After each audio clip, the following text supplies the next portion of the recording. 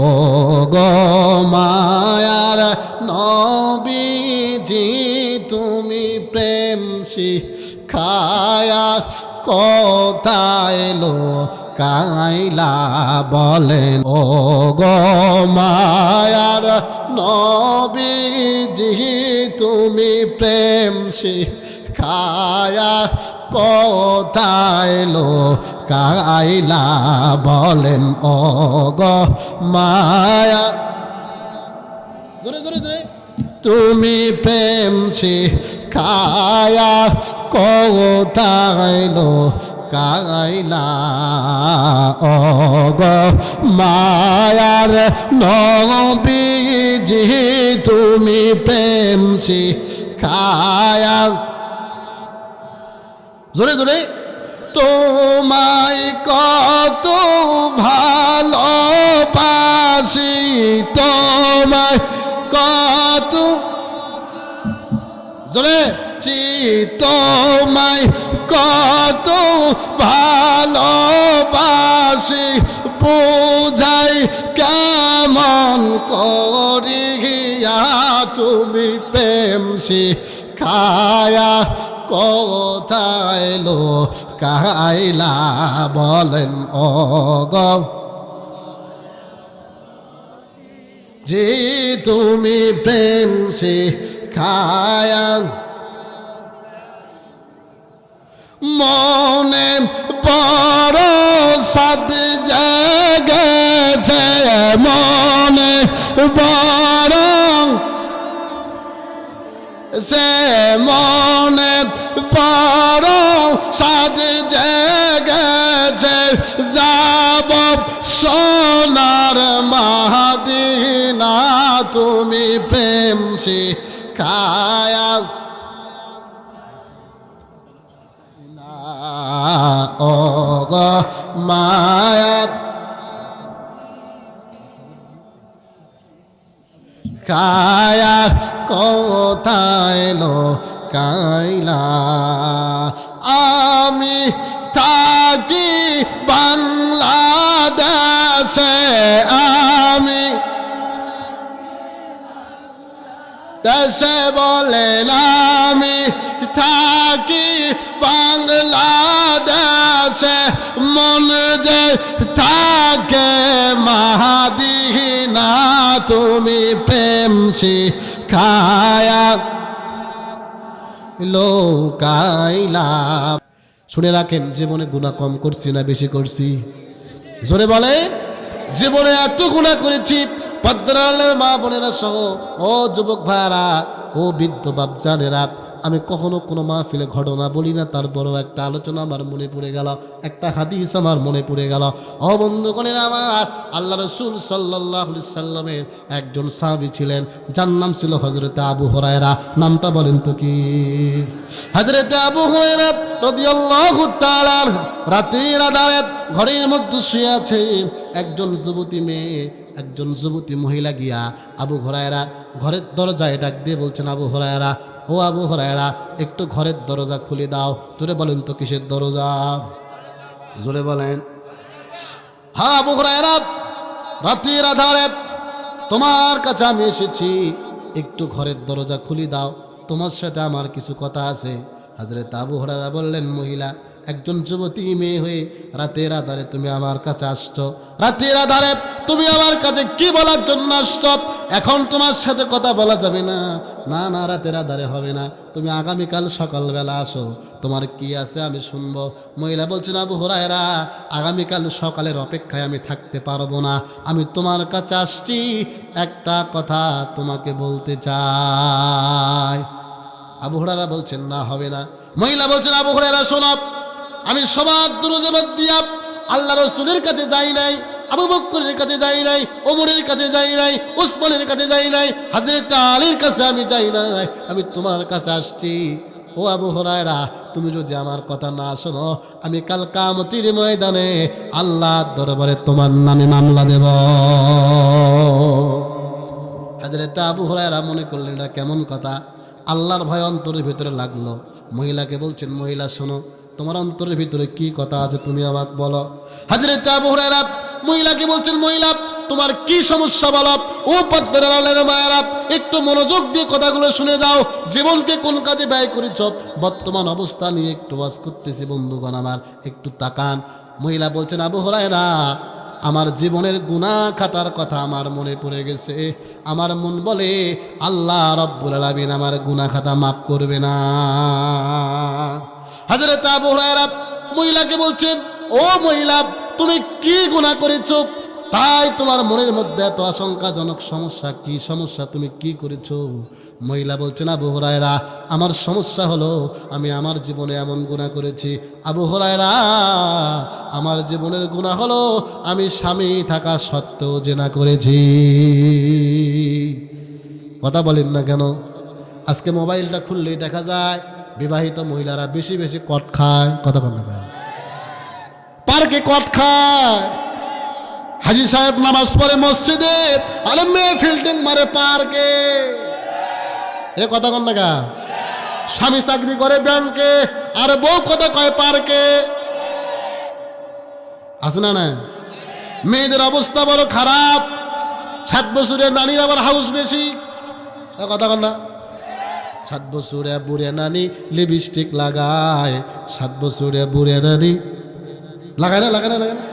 শটকা miss পরিয়া নানি রাস্তা দিয়া যায়, 7 বছরে বুড়ে নানি লিপস্টিক লাগায়। মরার ভয় নাই, মরে যাবে কোন দিন সেই চিন্তা নাই, কিন্তু দুনিয়া নিয়ে ব্যস্ত বন্ধু আছে না নাই? একটু তাকান।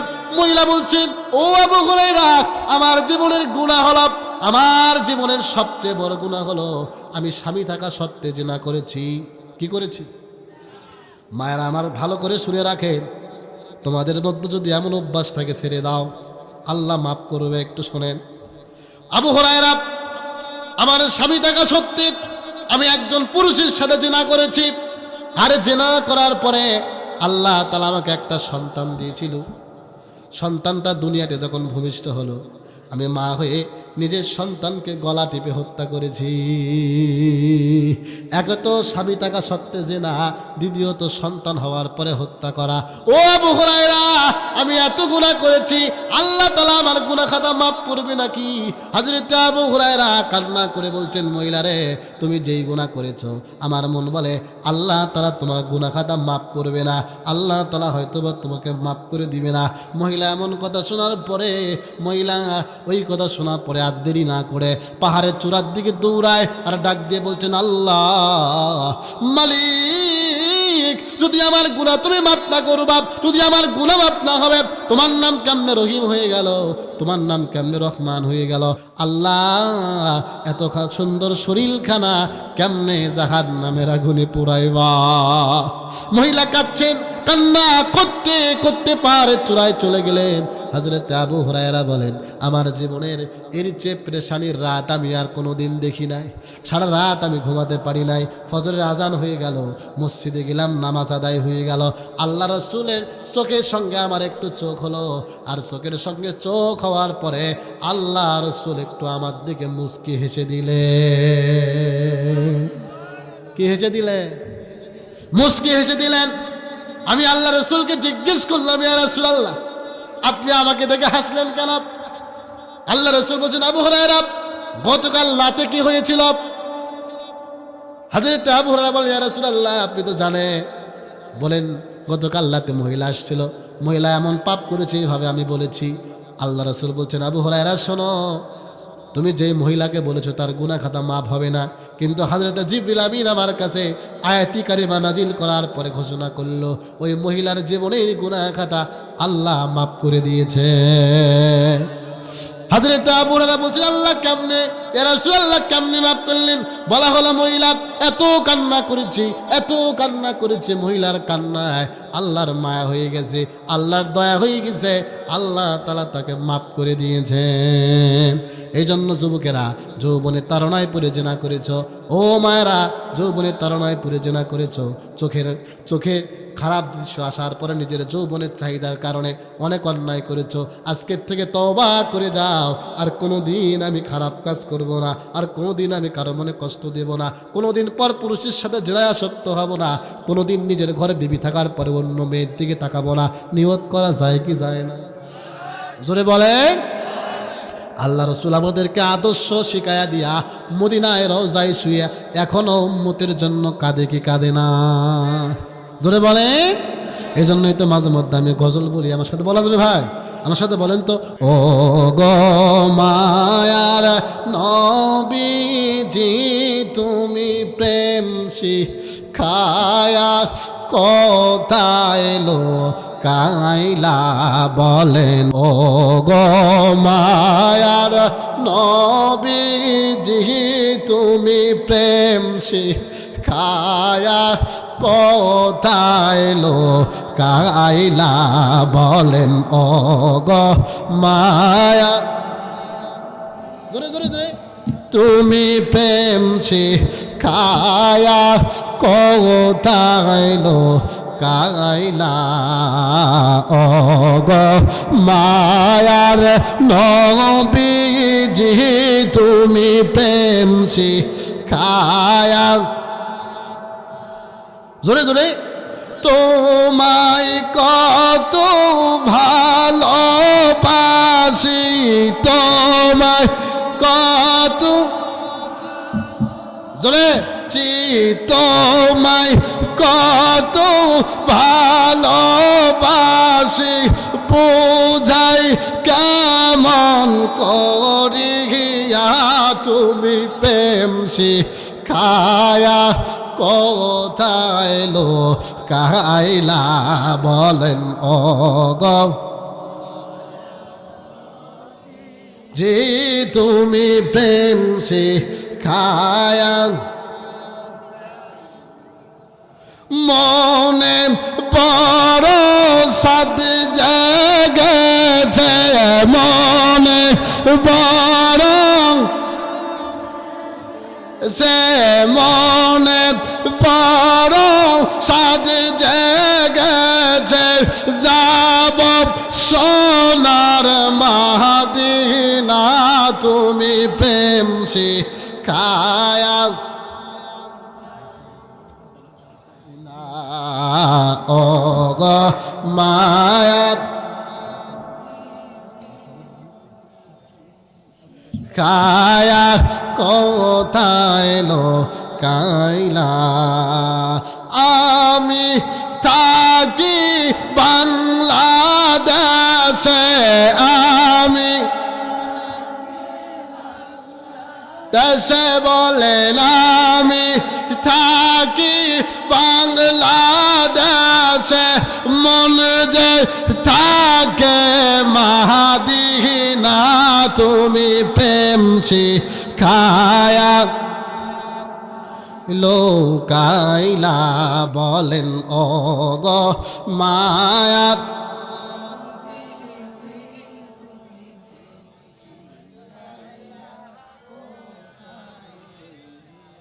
বলেন না মারহাবা। আলোচনা চলবে কিছুক্ষণ, আর চলবে না ভাই? চলবে। মন খারাপ করলেন? রসুলের মহাব্বতে মাঝে মধ্যে গজল বলা দরকার। আল্লাহর গুণাগান তো আমরা করি, রসুলের মহাব্বতে গজল বললে অন্তর থেকে প্রেম আসে কি আসে না ভাই? জোরে বলে। সম্মানিত বন্ধুগণের আমার, আপনারা এতক্ষণ আলোচনা শুনতেছিলেন। ও বন্ধুগণের আমার, আপনারা যারা আছেন, আমরা একদিন দুনিয়া ছেড়ে চলে যাব, আমরা মারা যাব ভাই ইনশাল্লাহ। জোরে বলেন। আমি একদিন মরে যাব, হয়ে যাব লাশ, বন্ধু বান্ধব সেদিন আমার ছেড়ে দিবে পাশ। কেউ বলবে বাঁশ কাটো অতি তাড়াতাড়ি, কেউ বলবে মাটি দিয়ে কখন যাব বাড়ি। এখন আমি জীবিত বলে সবাই আমার আপন, মরলে পরে আপন হবে শুধুই সাদা কাফন। কথা বলেন ঠিক কিনা? আরে যুবক, আমরা যারা এখানে আছি, আমরা জানি না কোন দিন কার মৌত হয়ে যাবে, কোন দিন কার বাড়ির সামনে মালাকুল মৌত আসবে, কোন দিন কাকে আজীবনের মন ঘুমায়া যাবে। রাতের বেলা মাহফিল শোনার পরে যদি আমরা চোখটা বন্ধ করে ঘুমায়া যাই, আর ঘুমায়া যাওয়ার পরে যদি আমাদের ঘুমটা ভেঙে যায় তাহলে হবে ইহকাল, আর যদি ঘুমটা আমরা না ভাঙে তাহলে হবে পরকাল। এর বন্ধু মারা যাবার পরে ঘরের মধ্যে দামি কাপড়গুলো আপনাকে আর পরাবে না, দামি টাকাগুলো আপনার কাছে আর থাকবে না, দামি পয়সাগুলো আপনার কাছে দেওয়া হবে না। আরে বন্ধু চিরদিনের জন্য আপনাকে একটা খাটনীতি করে উঠাবে, মসজিদের পালকিতে উঠাবে, উঠানোর পরে আপনার চারপাশ দিয়ে ছেলে কাঁদবে, মেয়ে কাঁদবে, আপনজনেরা কাঁদবে, প্রিয়জনেরা কাঁদবে। আরে বন্ধু দুনিয়াতে সমস্যায় পড়ে সন্তানেরা চোখের সামনে কান্না করলে বাবা কষ্ট পায়, মা কষ্ট পায়, কিন্তু যেই দিন আপনার আমার প্রাণ পাখিটা উড়ে যাবে, যেই দিন আপনি আমি দুনিয়া ছেড়ে চলে যাব, ওই দিন বন্ধু ছেলে কাঁদবে, মেয়ে কাঁদবে, কত রকমের কান্না করবে, একটা বারের জন্যও কাউকে আমি সান্ত্বনা দিতে পারবো না। ঠিক কিনা বলেন? ওরে কার ভরসায় আসরে মন, কিসের করো আশা, এত সাদের আশা একদিন ভেঙে যাবে তোমার বাসা। ওমার গহনা দিন ফুরাইয়া যাবে, যৌবনে লাগবে ভাটি, ওই যে দেখো ডাকিতেছে তোমায় কব হাটি, ওই যে দেখো ডাকি সন্ধ্যার আগে যেদিন ডুববে রে বেলা, এক পলকে নিভে যাবে তোমার জীবনের খেলা। সন্ধ্যার আগে যেদিন ডুববে রে বেলা, এক পলকে নিভে যাবে তোমার। কারে দিবা তুমি জোরে ধমক, কারে দিবা তুমি জোরে ধমক, কার মাথায় মানবা লাঠি, ওই যে দেখো ডাকিতেছে তোমায় মাটি। বলেন ওই যে দেখো ডাকি, ভুইলা যাবে তোমার আত্মীয় স্বজন, তোমার চারি পাশে তারা করিবে কান্দন। ভুইলা যাবে তোমার আত্মীয় স্বজন, তোমার চারি পাশে তারা করিবে কান্দন। সাজাইবে তোমায় মনের মতো, সাজাইবে তোমায় মনের মতন, কি সুন্দর পরিপাটি, ওই যে দেখো ডাকিতেছে তোমায়